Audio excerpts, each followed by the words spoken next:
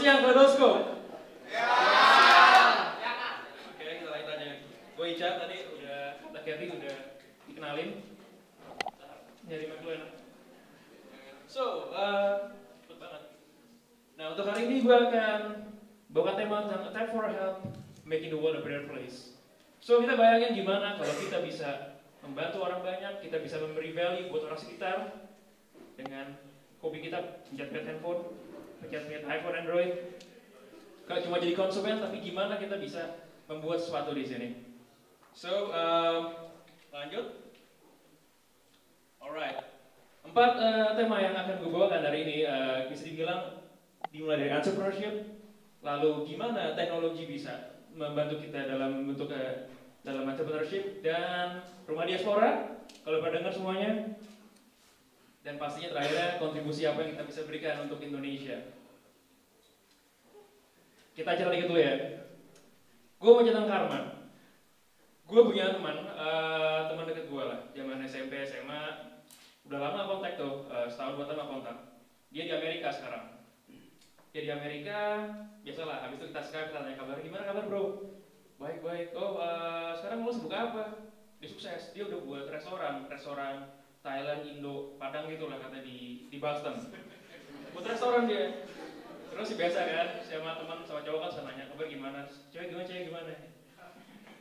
Gue tanya, lo gimana pacar ada? Wah, gue baru kena karma bro. Gue baru kena karma gue ulang sekali karma. Kenapa? Gue tanya. Iya, jadi gue dulu punya pacar, terus gue selingkuh sama cewek lain, kita putus, sekarang gue punya pacar lagi, gue diselingkuhin. Karma kan? Jadi melakukan sesuatu, terus kita yang buruk, kita menerima apa yang kita udah lakukan. Jadi seperti what you give is what you get. Jadi karma di sini konotasi negatif. Ya kan? Bayangin kita selalu ngomongin karma negatif deh pasti kan. Gue curangin terus curangin balik, gue nyontek balik, selingkuhin balik. Tapi yang menarik adalah sesuai tadi definisi tentang karma itu bisa tentang bad luck, bisa tentang sesuatu yang baik juga. Gimana kalau kita ubah jadi good karma di sini? Bisa nggak kita buat sesuatu, kita berbuat baik kepada orang lain, kita buat kontribusi, dan kontribusi baik itu baik juga, kita menerima lagi. Seperti kayak kita belajar di agama juga lah, kita buat baik, maka kita juga akan terima pahala, akan terima orangnya juga akan baik ke kita juga. So, jadi dari sini gue pengen ngajak kalian gimana caranya kita bisa making this good karma loop life. Sebenarnya balik lagi ke waktu kita belajar zaman SD tentang biologi. Di biologi itu kita belajar tentang interaksi antara 2 organisme. Itu ada dalam satu lingkungan. Ada parasitisme, ada komensalisme, ada mutualisme. Pertama parasitisme. Parasitisme paling gampang deh. Kita ngambil keuntungan dari suatu lingkungan, dari orang lain, tapi kita merugikan orang lain itu. Kita merugikan lingkungan tersebut. Misalnya kita tinggal sama teman-teman Indonesia juga, bukannya kita malah ngajak belajar bareng, kita malah ngajak mereka bolos bareng, ngajak malah main bareng, terus kita senang tapi dia juga merugikan. Dia jadi malas kuliah, jadi nggak kuliah, jadi nggak lulus klausul. Paling gampang lihat gini, kalau misalnya kita hubungan parasitisme ketika satu orang yang melakukan atau pihak yang melakukan yang mengambil untung itu dicabut, maka otomatis lingkungan itu akan menjadi baik. Itu cara paling gampang mengidentifikasi tentang parasitisme. Yang kedua tentang komensalisme. Di sini satu pihak ngambil untung, satu pihak lagi nggak ngambil apa-apa, nggak rugi tapi nggak untung juga, nggak ada benefitnya, gitulah. Misalnya kayak ada satu komunitas di mana saya ikut komunitas itu, saya ngambil benefitnya, tapi saya nggak ngambil balik, kita ngambil balik, nggak beri kembali ke komunitas tersebut. Nah, yang seru di sini tentang mutualisme. Mutualisme sama-sama saling menguntungkan. Gimana caranya kita bisa memberi sesuatu kepada satu komunitas, kepada teman-teman kita, tapi kita juga bisa orang pihak tersebut juga dapat untung juga. Misalnya saya belajar tentang apa ya, tentang masak-masak dari Adit. tadi bisa tukeran juga ilmu sama saya tentang misalnya IT kayak gitu. Nah sekarang kalau bisa kita bisa tadi tentang dari karma, good karma loop, terus kita bisa buat hubungan mutualisme, itu bakal indah. Rasanya senang deh kalau kita bisa melakukan sesuatu baik, terus orang lain juga bisa terinspirasi dan melakukan hal baik juga kita, itu pasti dan niatnya baik, itu well, it's very beautiful I could say. Oke, sekarang kita move on lagi. Nanti kita gabungin semuanya. Tadi udah karma, udah good karma loop ya, udah mutualisme, sekarang entrepreneurship. Agak susah sih bilang entrepreneur gitu. Waktu gue kecil juga apa sih anjur bener entrepreneur. Oke. Sebenarnya entrepreneurship itu proses pengembangan ketika membuat sesuatu dari awal, dari ide, dan ada tujuan, ada purpose-nya, social good-nya. Kita kerjasama dengan orang lain, kita membuat sesuatu dan menghasilkan benefit value untuk orang lain, kita buat produk, dan bagaimana kita bisa membuat ini jadi satu bisnis unit yang bisa jalan. Jadi kita buat dari awal suatu solusi untuk masalahan dengan orang lain, dengan suatu organisasi bareng-bareng, dan kita bisa membuat satu organisasi ini, bisnis ini sustainable. Ya, ini tadi saya bilang, jadi awal dari ide, gimana kita develop punya ide dulu. Dari ide kita bisa lihat kita sama siapa, kita buat siapa ini, ya, ide kita ini yang diuntungkan siapa, kita bisa jalin sama siapa. Because you don't understand business if you don't understand the people. Karena yang menggerakkan bisnis manusia kan, orang-orang juga. Yang diuntungkan juga manusia juga di sini. Dan dari ide tersebut dan bersama orang-orang ini kita ngajak teman-teman, ngajak orang lain untuk bersama mempunyai satu visi ini, membuat satu produk atau satu jasa, service yang bisa menghasilkan ngasih sesuatu yang berguna, dan pastinya bisa membuat ini jalan terus. Kadang bisa entrepreneurship bisa luas, bisa social entrepreneurship, bisa non-profit, di mana kita perlu uang juga buat jalanin, tapi nggak harus juga untuk dapatkan profit untuk pribadi masing-masing. Kita luas tentang entrepreneurship, tapi untuk kali ini yang mau gue bahas secara lebih detail tentang ide dulu deh.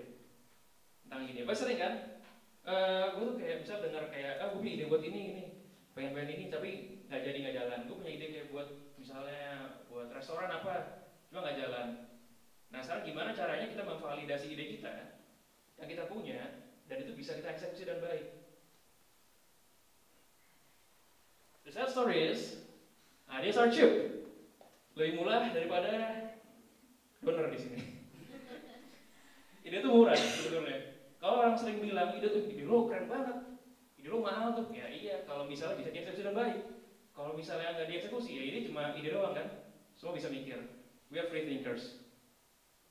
Dan lihat aja, ide itu harganya 0 euro, donor 3 euro. Mahal mana coba? Mahal donor kan? Jadi ide itu murah sebetulnya. Sekarang gimana caranya kita buat ide kita tuh bisa dieksekusi dengan baik?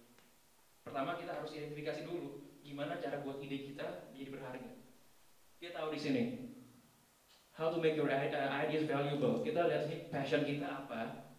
Apakah kita senang melakukannya? Kalau misalnya udah terjawab itu, apa kita mau berkorban dari waktu, tenaga, pikiran kita untuk itu?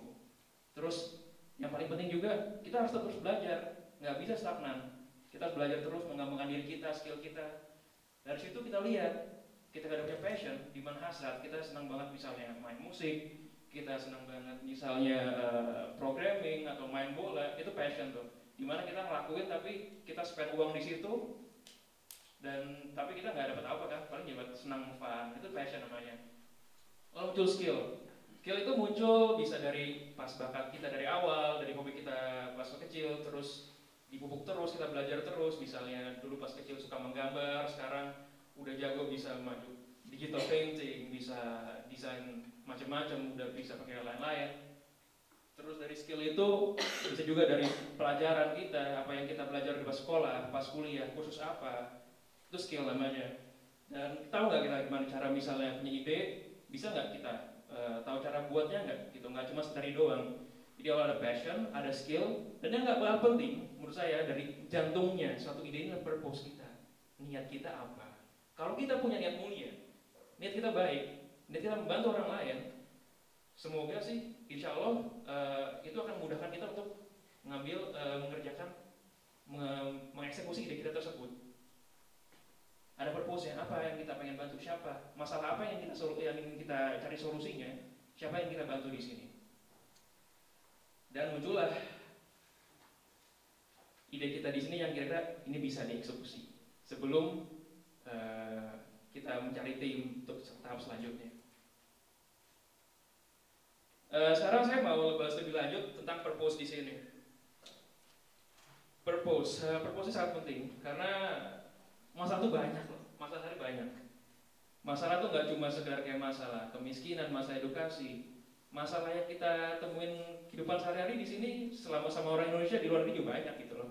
Dan masalah itu ada masalah sosial, masalah ekonomi, masalah kultur, masalah politik, dan ujung-ujungnya itu bakal sering dengar ada social entrepreneurship, ada misalnya juga cultural entrepreneurship, political. Jadi itu banyak masalah yang kita bisa ambil solusinya di sini. Kita bisa bergerak bersama, melihat apa. Paling gampang sih melihat diri kita sendiri dulu sih. Kita tuh siapa? Kita di sini misalnya orang Indonesia di luar negeri. Kita selama ini punya masalah apa gitu? Masalah perjalanan jarak jauh, masalah nyari rumah, masalah nggak nemu misalnya, nggak susah nyari masakan Indonesia di Jerman atau di Belanda, di Eropa. Masalah tuh banyak dan kita bisa nanya teman-teman kita, bener nggak sih? Lo ngerasain masalah yang sama gitu? Kita bisa nanya dulu. Kira udah building and ask people. Tanya aja kira-kira sama nggak sih perasaan kita sama yang orang rasain gitu? Masalah tuh ada nggak sih? Tadi kan kita udah mutualisme ya, udah ngomongin entrepreneurship dan purpose di sini. Sekarang saya punya background di teknologi IT. Saya kuliah IT, anggapan informatik, computer science, mandiri mobile applications. Jadi emang saya senang dari dulu tuh ngangkat handphone dari zaman kecil. Jadi bokap gue dulu kerja di salah satu perusahaan telekomunikasi, terus bawa HP ke rumah, sering main-main gitu. Jadi kebawa dari sekarang jadi suka gitu lah, main-main terus jadi serius sampai sekarang sempat 3 tahun jadi app developer, tapi kemudian tetap masih dunia IT, mobile. Sekarang udah pindah udah developer lagi, lebih kayak ke manajemennya, lebih ke product management, gimana cara buat produk yang oke gitu, yang bagus buat audience, buat customer, dan ngelit tim di sini, ngelit developers untuk membuat produk ini, apps. So gimana kalau kita gabungin semuanya? Entrepreneurship, mutualisme, teknologi. Sebenarnya udah banyak teknologi itu ngebantu kita dalam kehidupan sehari-hari. Contohnya kayak kita sehari pakai apa? Pakai handphone kan, pakai iPhone, pakai Android. Terus dalamnya ada aplikasi kayak WhatsApp. Itu kan kita jadi bisa gampang berkomunikasi dengan orang jauh, dengan yang di Indonesia. Bisa Skype, video call sama orang tua kita yang jauh, sama pacar, LDR-an. Kita bisa juga misalnya banyak lah, Facebook kita jadi gampang terkonek dengan orang lain, tahu informasinya. Dan yang contohnya baru-baru booming ini, kalau pada tahu tentang Uber, itu menurut gue keren banget konsepnya karena dia ngambil sharing ekonomi, di mana dia konsepnya menjadikan orang-orang yang punya mobil dan bisa nyetir itu jadi supir pribadi kalian gitu. Jadi kita udah nggak perlu taksi, udah nggak perlu mobil pribadi, tapi cukup sharing ekonomi. Kita punya sesuatu, kita bisa share dan ngasih value buat yang perlu transportasi, dan value juga punya mobil. Jadi mobilnya ada pernah nganggur di rumah, mending disewain aja, jalan-jalan dapat uang kan, kayak gitu. Cuma walaupun dia banyak masalah lah secara legalitas, secara di Jerman misalnya harus kerja sama dengan taksi, misalnya di Spanyol dia nggak bisa masuk, tapi itu idenya disruptif sekali, idenya sangat wow gitu loh. Ini suatu yang bisa sampai dia nge-push legal tuh, wah itu ini keren, nih gokil tuh. Kayak Airbnb juga contohnya kan, daripada kita nginep di hotel mahal-mahal gitu luar negeri, terus orang punya apartemen, punya rumah bisa disewain dan ya ngasih value dua arah. Itu contoh ekonomi yang zaman sekarang, teknologi zaman sekarang, ngasih value dua arah. Ngasih value buat yang tadi nyari rumah, nyari tempat tinggal, nyari penginapan, dan value juga buat pastinya yang punya rumah, punya tempat tinggal di sini. Dengan gagasan tersebut, menggabungkan teknologi, social purpose, dan entrepreneurship, saya punya gagasan Tap for Help, di mana ini suatu bisa dibilang organisasi, ini bisnis unit sebenarnya, bisnis unit yang saya bentuk bersama teman-teman di sini, nanti akan saya perkenalkan, di mana kita menggabungkan teknologi, social sama for profit. Jadi kita membuat satu produk yang berkaitan dengan apps, website yang bisa memberikan satu value, satu benefit buat orang-orang di sekitar. Jadi nggak cuma buat fun kayak games atau misalnya buat sesuatu yang ya buat isi waktu luang, tapi ya ngasih value, impact ke kehidupan sehari-hari orang sekitar kita. Dan for profit, jadi kita juga karena untuk membuat ini sustainable bisa jalan jangka waktu panjang kayak Mas Yoni bilang, nggak cuma setahun 2 tahun, tapi untuk jangka waktu panjang 15 tahun ke depan kita harus perlu uang pasti kan. We need for profit, jadi kita harus buat ini jadi full time job kita gitu. Itu kita masih menuju ke arah sana. Tentang produk pertama Tap for Help, kita saksikan bersama.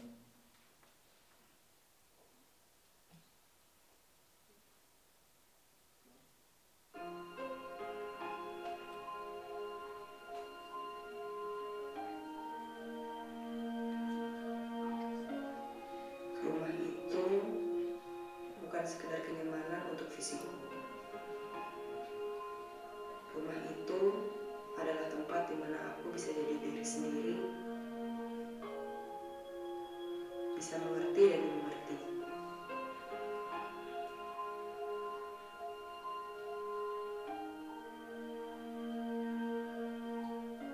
Rumah itu tempat saling mengingatkan dan menasihati, memberi dukungan dan menyemangati.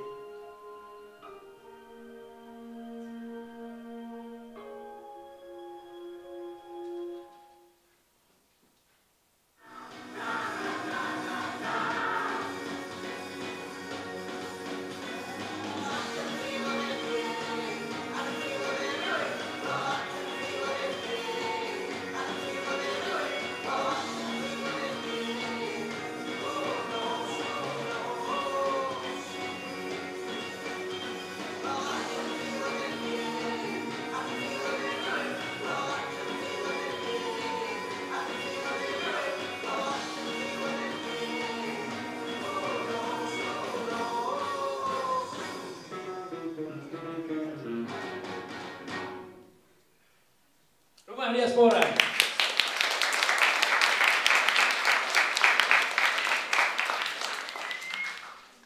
Dari tadi kita bahas tadi, mari kita bedah satu-satu tentang kenapa Rumah Diaspora itu saya percaya bisa memberikan suatu solusi kepada satu permasalahan kita di sini. Rumah Diaspora pada hakikatnya adalah satu platform pertama yang ada yang menghubungkan orang-orang Indonesia, khusus orang Indonesia di luar negeri untuk mencari dan menawarkan tempat tinggal. Kalau kita lihat sekarang background permasalahannya, Indonesia itu lagi booming secara ekonomi dan secara geografis. Kita lihat di sini, ini mungkin angkanya kurang up to date, tapi kira-kira ada lebih dari Mas Yoni kan 100.000 lebih sekarang ya, untuk orang Indonesia yang mengenyam pendidikan di luar negeri. Dan itu bertambah terus tiap tahun. Lalu kita lihat juga orang Indonesia sekarang tiap tahun ada 12 juta yang mereka berliburan, punya trip ke luar negeri. Rata bangsa kita kayak gitu, nggak bisa kita hindari memang ini adanya, dan ini kadang jadi satu permasalahan yang ada di sini.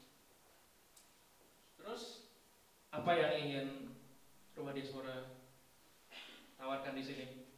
Kita bisa hemat uang, dapat uang, bisa sharing culture, punya percaya dan punya mengembangkan koneksi dengan teman-teman di sini. Oke, kalau gitu kata Katie waktunya udah habis. Ini Rumah Diaspora udah bisa download sekarang.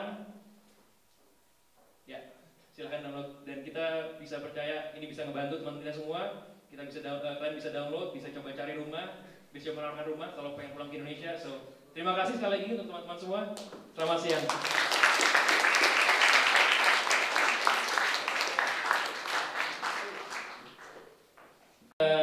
Kita ada kado buat kalian semua.